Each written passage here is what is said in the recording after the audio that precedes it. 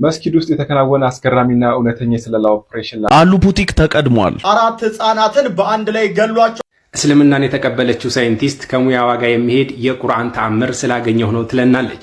እስራኤል የሰው ዘር ትጠላለች በማለት በኮሜዲ ስራው ያቀረበው ታዋቂው አሜሪካዊ ኮሜዲያን መነጋገሪያ ሆኗል። ኢራንን ጨምሮ የተለያዩ ሀገራት አሜሪካን እያስጠነቀቁ ይገኛሉ። ሙጅታባ አሊ ካሚኒ አሜሪካ በድጋሚ ኢራን ላይ ጥቃት የምትፈጸም ከሆነ ረጅምና የከፋ ጉዳት የሚያስከትል አጸፋ እንደሚሰጡ አስታውቋል። በተጨማሪም ፑቲን ዶናልድ ትራምፕ በድጋሚ ኢራን ላይ ጦርነት ለመክፈት ከደፈሩ የከፋ ጉዳት ሊከተላቸው ይችላል ብለዋል። የአሜሪካ የመከላከያ ሴክሬታሪ ትራምፕ ከኢራን ጋር ትልቅ ስምምነት ለማድረግ እየጣሩ ነው ብለዋል። የኢራን የባህር ኮማንደር በበኩላቸው ኢራን ጠላቶቿን በእጅጉ የሚያስፈራ መሳሪያ በቅርቡ ይፋ ታደርጋለች ብለዋል።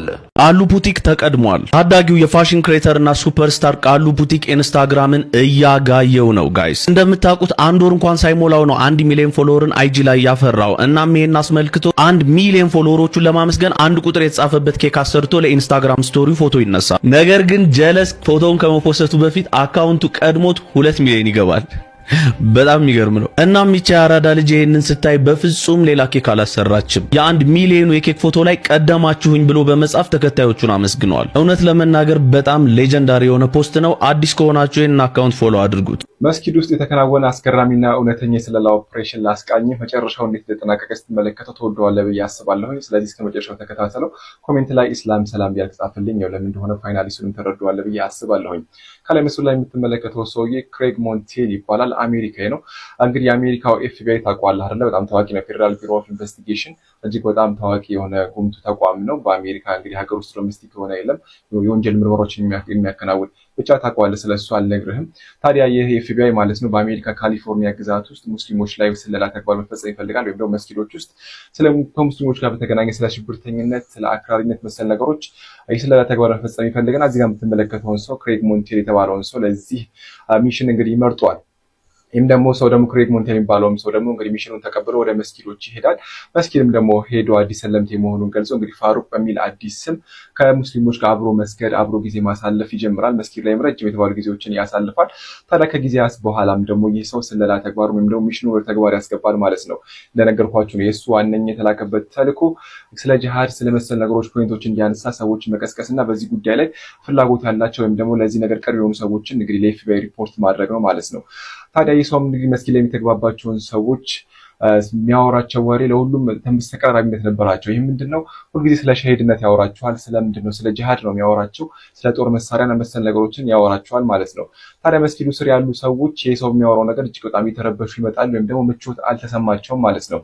ታዲያ ሁሉም እንግዲህ በሚነጋገሩበት ሰው ወቅት ይህ ሰው የሚያወራውን ፖይንት እንደነገርኳችሁ ነውና ምን ያደርጋሉ? ይህንን ሰው ለኤፍቢአይ ማለት ነው ከሰሞኑ መስጊዳችን ላይ የመጣ አንድ ሰው አለ።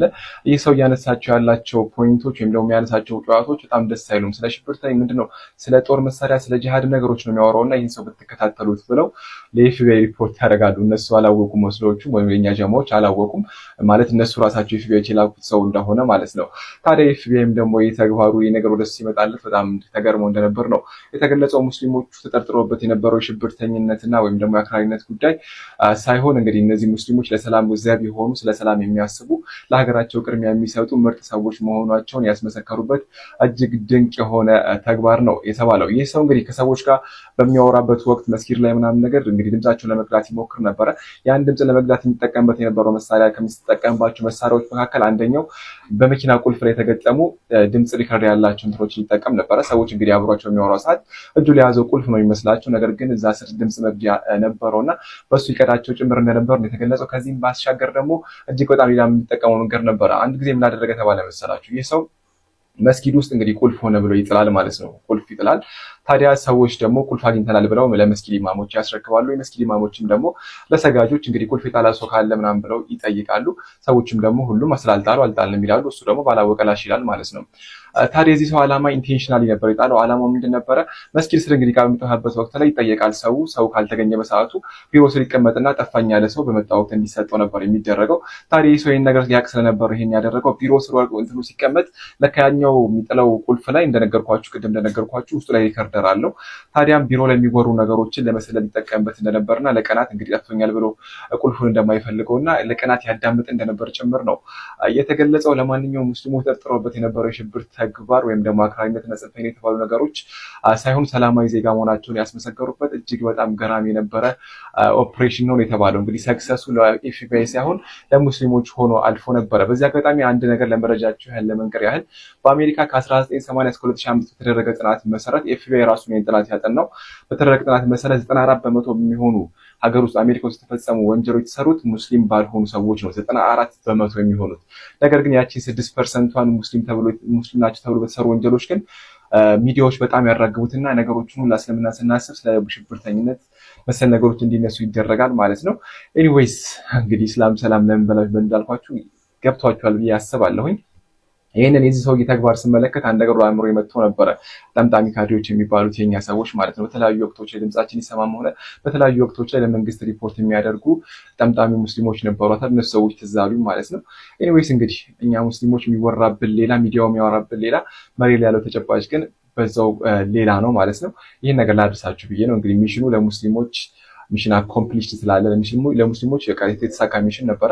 የኤፍቢአይ ግን ካሰበው ተቃራኒ ነገር ያገኘበት ሚሽን ሆኗል ማለት ነው። የዚህ ግለሰብ ጭካኔ ደግሞ እጅግ በጣም የተለየ ነው። 4 ህፃናትን በአንድ ላይ ገሏቸዋል። ይህ ግለሰብም 4 ህፃናትን ሀብታም ሆናለሁ በሚልም ለባዕድ አምልኮ ለመገበር ማለት ነው 4 ህፃናትን በአሰቃቂ ሁኔታ ገድሏቸዋል። በኡጋንዳ ዋና ከተማ ካምፓላ በሚገኝ የህፃናት ማቆያ ውስጥ በመግባትም 4 ህፃናት ጨቅላዎችን በስለት ወግዶ የገደለው ግለሰብም የ38 ዓመቱ ቅድም የተመለከታችሁት ክሪስቶፈር ኦኬሌ ማለት ነው በስቅላት እንዲቀጣ መፈረዱን እንደምትመለከቱት አዲስ አድማስ ዘግቧል። ግለሰቡ በአንድና በ2 ዓመት የእድሜ ክልል ውስጥ የሚገኙ ህፃናትን የገደለው ሀብታም ያደርገኛል ብሎ ባመነበትም የሰው መስዋዕትነት ድርጊት እንደሆነ ለአቃቢ ህግ መጀመሪያ ላይ ቢያምንም በኋላ ላይ ግን የአእምሮ ህመም ነበረብኝ በሚል ክህደት አቅርቦ ነበር። ነገር ግን በስቅላት እንዲቀጣ ተፈርዶበታል። እስራኤል የሰው ዘር ትጠላለች በማለት በኮሜዲ ስራው ያቀረበው ታዋቂው አሜሪካዊ ኮሜዲያን መነጋገሪያ ሆኗል። ሁኔታው እንዴት እንደተፈጠረ ላስረዳችሁ። እዚህ ጋር የምትመለከቱት አሊ ሲድቅ የተባለ ታዋቂ ኮሜዲያን እስራኤል በኤች የሚጀምር ነገር አይመቻትም፣ ከነዚህ መካከል ሐማስ፣ ሂዝቡላህ፣ ሁቲ ያለና ሁርሙዝ ሰርጣልና መጨረሻ ላይ ሂውማን ወይም ደግሞ የሰው ልጅ በማለት እንግዲህ መጥራቱ አሁን ላይ ብዙዎችን እያነጋገረ ይገኛል። ይህ ታዋቂ ኮሜዲያን አሜሪካዊ ሲሆን ከኮሜዲ ባሻገር ደግሞ ጸሐፊና እንደዚሁም ደግሞ የህዝብ መብት ተሟጋጅ አክቲቪስት ነው። ህንዳዊ አሜሪካዊ ነው። እናም እስራኤል የሰው ልጅ ትጠላለች ያለበት ኮሜዲያን አሁን ላይ ቫይራል ወጥቶ ብዙዎች የተቀባበሉት ነው። ስለዚህ ጉዳይ እናንተ ምን ታስባላችሁ? እስኪ ሀሳባችሁን በኮሜንት ለተመሳሳይ መረጃ የፕላስ ምልክቷን መጫናችሁን አትርሱ። ሁላችንም ሳውት አፍሪካ ውስጥ እየተፈጠረ ያለውን ነገር አይተናል። ምንድነው ከተለያየ አፍሪካ ሀገራት የመጡትን ሰዎች ኦፖርቹኒቲዎቻችንን እየወሰዳችሁ ነው ማለት አንደኛ ኢሊጋል ናችሁ፣ አንዶኪመንትድ ናችሁ፣ ከዛ በኋላ ደግሞ የእኛን ኦፖርቹኒቲ እየቀማችሁ ነው በሚል አስተሳሰብ ማለት ነው በተለያዩ ትልልቅ ሲቲዎች ላይ ጨፋ እየተካሄደ ይገኛል ማለት ነው። እና እንደሰማችሁትም ኢትዮጵያኖች ተገለዋልና ምንድነው ይሄ ሲቹዌሽን ማለት ነው ፐርፌክት ኤግዛምፕል ኦፍ ፖለቲካል ስኬፕ ጎቲንግ ይባላል። ምንድነው አንድ መንግስት ማለት ነው የራሱን ችግር መፍታት ሲያቅተው ሌላ ፋክተር ይፈልግና እሱን ብሌም ያደርጋል ነው የሚባለው። ለምሳሌ ሳውት አፍሪካ ውስጥ ማለት ነው ስራ የለም፣ አንኤምፕሎይመንት ሬት ማለት ነው 30% ገብቷል። እና ሳውት አፍሪካኖች እንደሚሉት ላይክ እኛ እኮ ስራ ያጣ ነው በእናንተ ምክንያት ነው፣ በኢሚግራንቶቹ ምክንያት ነው፣ እናንተ ናችሁ ስራችን የምትወስዱብን ይላሉ። ግን አብዛኛው ኢሚግራንት ማለት ነው ሱቅ ውስጥ ነው የሚሰራው ማለት የራሱን ሱቅ ከፍቶ ሪቴል ሾፖች ነው ኦን የሚያደርጉት እና ማለት ተቀጣሪ ሆኖ አይደለም እየሰሩ ያሉት ማለት ነው። ሴንስ አይሰጥም። ስራ ኖሮ ስራ ባያገኙ እሺ ሴንስ ይሰጣል፣ ግን ስራ ራሱ ጭራሽ የለም ነው። ሁለተኛው ደግሞ ምንድነው ሳውት አፍሪካ ማለት ነው በጣም ኮራፕትድ ናት። ለምሳሌ እዚህ ጋር እንደምታዩት ማለት ነው አንድ ሰው የሚያጋጥመው የኮራፕሽን ሬት ማለት ነው በየአመቱ እየጨመረ ነው የሚመጣው። ፕላስ ደግሞ ፖሊሶች፣ ሁሉም የመንግስት አካላት ማለት ነው ኤሌክትሪክ፣ ሄልዝ ኦፊሶች፣ ሄልዝ ኦፊሻሎች ከመንግስት ጋር ተነካኪ የሆኑ አካላት በአጠቃላይ ማለት ነው ወይ በኮራፕሽን ወይ በኤምቤዝልመንት ወይ ደግሞ በሆነ አይነት ቴፍት አይነት ስርቆት የተያዙ ናቸው። ምንድነው የተባለ ያለው ማለት ነው ይሄ ኦፕሬሽን ዱዱላ ማለት ይሄን አይነት አፕራይዚንጎች ከህዝብ የሚመጣው ማለት ነው ፈንድ እየተደረገ ነው ይባላል። ማለት በቃ የራሳቸውን ለመደበቅ ሪሶርሱን እዛው ነው የሚከፋፈሉት እና ሳውዝ አፍሪካ ህዝብ ማለት ነው ተከፍሎት ላይክ እንዲጮህ ኢሚግራንቶች ላይ እንዲጮህ ግን ትሩሊ ግን ችግሩ ምንድነው ከላይ ያሉት ኦፊሻሎች ብሩን እየበሉት ሪሶርሱን እየበሉት ነው እየተባለ ያለው ማለት ነውና ህዝቡን እንደ ቱል መጠቀም ማለት የምርም እኮ ተበሳጭቶ ሊሆን ይችላል ህዝቡ የሱን አንገር ፊውል ለማድረግ ወይም ደግሞ አንገሩን ሪዳይሬክት ለማድረግ ዋናውን ነገር ትቶ ደግሞ የሚያስተካክለውን አካል እንደመጠየቅ ማለት ነው ራሱን ሜዥር እንዲወስድ ህዝቡ ከዛ አገሩ አንስቴብል እንዲሆን ነው እንደዚህ የሚደረገው ይባላል። እስልምናን የተቀበለችው ሳይንቲስት ከሙያዋ ጋር የሚሄድ የቁርአን ተአምር ስላገኘሁ ነው ትለናለች። ዶክተር ናዲያ ኡስማን ትባላለች። ግብፃዊ የማህፀንና ጽንስ ስፔሻሊስት ዶክተር ነች። እሷ እንደምትናገረው ከሆነ በሙያዬ እያንዳንዱን ከጽንስና ማህፀን ጋር የተያያዙ ነገራቶችን መርምር ያለሁ አጥንቻለሁኝ፣ እስከ ሰርጀሪም አድርጌያለሁ ትላለች። ነገር ግን በተለያየ ጊዜ በቁርአን የሰማሁት የጽንስ እድገት ግን በጣም ስቦኛል ትላለች። ከነዚህም መካከል እንደምትናገረው ከሆነ አላህ የሰው ልጅ ከወንድ ዘር ፍሬ ፈጠር ነው፣ ከረጋ ደም ፈጠር ነው፣ ከቁራሽ ስጋና እንደዚሁም የቅርጽና ለቅርጽ ያለ በተደጋጋሚ የሚናገረው ነገር እንደ ሳባት ትናገራለች። እንዴት ከ1400 ዓመታት በፊት ያውም በመካ በረሃ ላይ ምንም አይነት የማይክሮስኮፕ እንደዚሁም ደግሞ የጽንስ መከታተያ ሜሽን ባለለበት እንዴት ይህ ሊታወቅ ይችላል? ይህ እውነትም የፈጣሪ ቃል ካልሆነ በስተቀር የሚል በጭንቅላቴ ለተደጋጋሚ አብሰለስላለሁ ትላለች። እናም ቁርአን ከማንበቧና የተለያዩ ተአምራትን ከቁርአን ማግኘቷ ጋር ተያይዞ ማለት ነው መጨረሻ ላይ እስልምናን እንግዲህ ለመቀበል በቅታለች ማለት ነው። እናም ስትናገር እስልምናን ስቀበል ደግሞ የሙያ ባልደረቦች ዶክተር ሙስሊሞችን ሰብስባ ሸሃዳ እንደያዘች ትናገራለች ማለት ነው። ሱብሃንአላህ፣ እውነት ነው። የአላህ ቃል ተአምር ነው። ከአንድና ብቸኛው አምላክ የመጣው ቃል። እስኪ በኮሜንት እየገባችሁ ማሻአላህ በሏት። ለተመሳሳይ መረጃ ደግሞ የፕላስ ምልክቷን መጫናችሁን አትርሱ። አሜሪካ ተሸንፋለች፣ በሆርሙዝ ሰርጥ አዲስ ምዕራፍም ተጀምሯል ሲሉ ሙጅተባ ካሚኒ ተናገሩ። የኢራኑ ከፍተኛ መሪ ሙጅተባ ካሚኒ በሆርሙዝ ሰርጥና በፐርሺያ ባህረ ሰላጤ ላይ አዲስ የታሪክ ምዕራፍ መጻፋቸውን ተናግረዋል። መሪው ይህንን የተናገሩት ኢራን ፖርቹጋሎችን ከሆርሙዝ ደሴት አባራ ያስወጣችበትን የአውሮፓውያኑን 1622 ድል የሚዘክረውን ብሔራዊ የፐርሺያ ባህረ ሰላጤ ቀን በማክበር ላይ ሳሉ ነው። ዋሽንግተን በቀጠናው ላይ የነበራት እቅድ ሳይሳካ መቅረቱንና አሳፋሪ ሽንፈት እንደገጠማት ገልጸው ይህ ውድቀት ደግሞ ለኢራን አዲስ የድል በር መከፈቱን አመላካች ነው ብለዋል።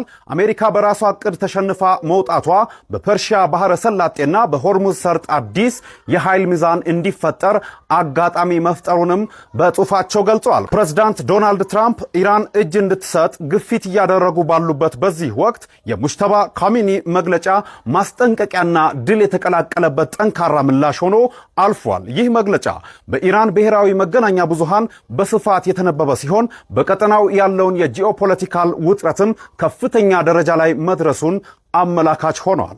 ነጃሺ የኢትዮጵያ ምድር ነው፣ አክሱም ደግሞ የኢትዮጵያ አንድ ክፍል። ኡስታዝ ያሲን ኑሩ ሙስሊሞች በደም ሼር ኮፒ ሊንክ ሪፖስት ያደርጋችሁ እስከ መጨረሻው ተከታተሉኝ። አክሱም መጀመሪያ እስልምናን የተቀበለ ምድር ነው። ሙስሊሞች እዛው ተወልደው ቋንቋቸው እዛው እትብታቸው እዛው ተቀብሮ ዛሬ ለመቀበር ከከተማው 30 እና 50 ኪሎ ሜትርን መውጣት አይጠበቅባቸው። ይህንን ለምን ታረጋላችሁ ብለ ስትጠይቃቸው አክሱም ዳግማዊ ኢየሩሳሌም ነች ይሉካል። ኢየሩሳሌም እስራኤል ውስጥ መስጂድ አለ፣ ሙስሊሞችም አሉ፣ እዛውም ይቀበራሉ ዋና ቦታ ላይ። ታዲያ እዚህ ለምን ትከለክላላችሁ? ወደ ሰሜን ክርስትና ቀድሞ ገብቷል፣ ወደ ደቡብ ደግሞ እስልምና ቀድሞ ገብቷል። ሙስሊሞች ግን አትምጡብን አላሉም። የሚያዋጣው ተደምሮ ተቻችሎ አብሮ መኖር ብቻ ነው። አክሱም ውስጥ መጠጥ ቤቶች አሉ፣ ሺሻ ቤቶች አሉ፣ ይጠጣል፣ ይጨሳል። ይህንንም ስላስታወስክልን ኡስታዝ እናመሰግናለን። በትላንትናው የጁማ ሁጥባ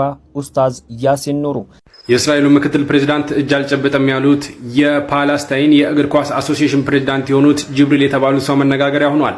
እንደምትመለከቱት ነው መሀል ላይ ያሉት የፊፋው የዓለም አቀፉ እግር ኳስ ፌዴሬሽን ፕሬዝዳንት የሆኑት ኢንፋንቲኖ ናቸው እና እሳቸው ሰላም እንዲሉት ቢጠይቃቸውም እሳቸው ማለት ነው ሰላም አልልም ብለዋል። በኋላ ላይ በኢንተርቪው እንደተናገሩት ከሆነ ማለት ነው እኚህ የእስራኤል ተወካይ ማለትም ምክትል ፕሬዝዳንቱ እዚህ የመጡት ስለ እግር ኳስ ሊያወሩ ስለ ስፖርት ሊያወሩ አይደሉም።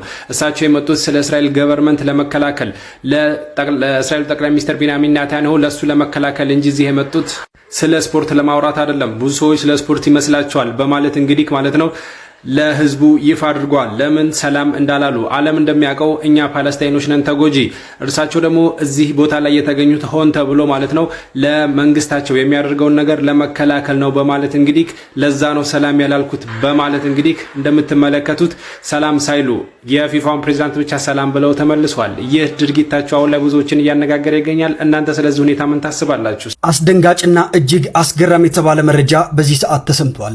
ሚስት የባሏን ብልት መቁረጥ መቆረጧ ነው የተገለጸው። ታዲያ ይህ የተቆረጠው ብልት በሕክምና መገጠሙ ተነግሯል። በአርሲ ዞን በትዳር አጋራቸው ጥቃት ደርሶባቸው ሙሉ በሙሉ ተቆርጦ የነበረ የ42 ዓመት ግለሰብ ብልት በአሰላ ሪፈራል ሆስፒታል በተደረገ የ3 ሰዓታት ስኬታማ ቀዶ ሕክምና ተመልሶ መገጠሙ ተገልጿል። በአሁኑ ወቅት የጤና ሁኔታቸው የተሻለ መሆኑና እንዲሁም ደግሞ ሽንት መሽናት መጀመራቸው ባለሙያዎች አረጋግጠዋል። ምንም እንኳን ሕክምናው ስኬታማ ቢሆንም የብልቱ ሙሉ የግብረ ስጋ ግንኙነት የመፈጸም አቅም ግን እንደ ቀድሞ ላይሆን እንደሚችል ተጠቁሟል። በዚህ ሰዓት በተሰማ መረጃ መሰረት ለንቃተ ህሊና ዛሬም የ100 ሄክታር መሬትና እንዲሁም ደግሞ 400 ሺህ ብር መሸለሙ ተሰምቷል። ምስጋና ከልብ ነው ሲልም ንቃተ ህሊና ተደምጧል። የከፋው ኮከብ ንቃተ ህሊና በጠሎ ወረዳ በደመቀ ሁኔታ መሸለሙ ነው የተገለጸው። በቅርቡ አስደናቂ ስኬት ያስመዘገበው ወጣት ስፖርተኛው ንቃተ ህሊና በትውልድ አካባቢው በጠሎ ወረዳ ደማቅ አቀባበል የተደረገለት ሲሆን ለስፖርተኛው የወደፊት ጉዞ ተስፋ የሚሰጡ ልዩ ልዩ ስጦታዎችም ተበርክተውለታል።